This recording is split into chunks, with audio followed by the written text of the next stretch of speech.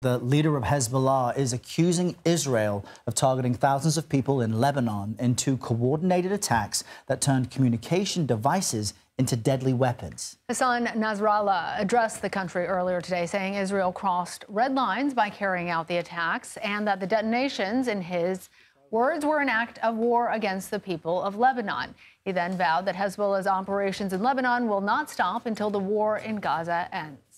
Now, on Tuesday, pagers in the hand of alleged Hezbollah operatives exploded almost simultaneously. It killed 12 people. It injured thousands. And yesterday, Lebanon's health ministry says 20 people were killed and nearly 500 wounded after walkie-talkies exploded.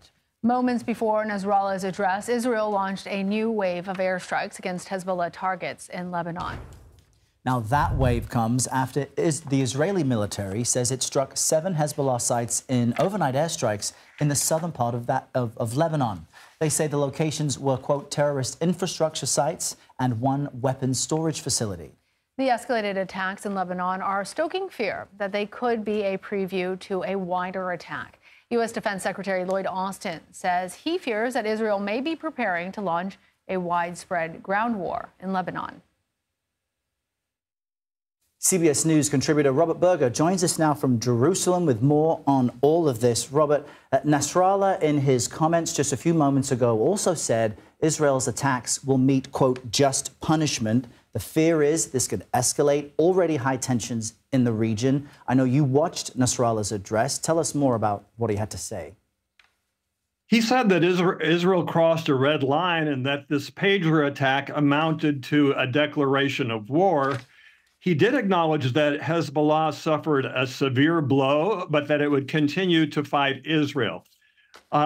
His threats of retaliation, though, really weren't much different than what we've been hearing over the past 11 months of fighting. He really didn't seem to threaten all-out war with Israel, which is, of course, what everyone is concerned about. And he also made a key point that until there's a ceasefire in Gaza, Hezbollah won't stop its fire on the northern border with Israel. Well, and Hezbollah, I want to just rewind for a second, Robert, because Hezbollah is operating out of Lebanon. Israel had conducted airstrikes in Lebanon overnight. Talk to us both about those Israel airstrikes and the way that Hezbollah operates in Lebanon, and give us some more context for understanding its relationship with the government. Okay, well, Hezbollah is really a state within a state in Lebanon. It has a huge, powerful army, much more powerful than Hamas. According to the Israeli military, it has 150,000 rockets, as well as some precision missiles that could target all of Israel. So that's the fear when you're talking about about Hezbollah, which is a group backed by Iran, that they could unleash their huge arsenal and then the region could get plunged into an all-out war. But as I said, it seemed like Nasrallah didn't go there in his speech, but this is the concern of everyone here.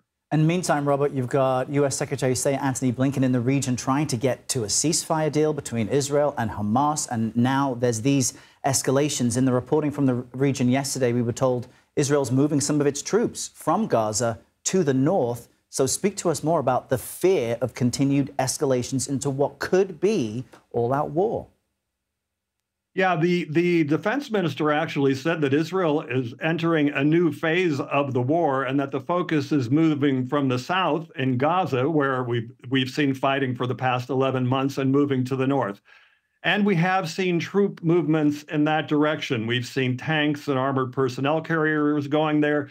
A top commando unit has been moved to the north. Now, the question everyone is asking is if this pager attack, the explosion of 3,000 pagers in Lebanon, if that is just the opening round of a full-scale Israeli assault on Lebanon, or simply a warning to Hezbollah to stop while there's still time.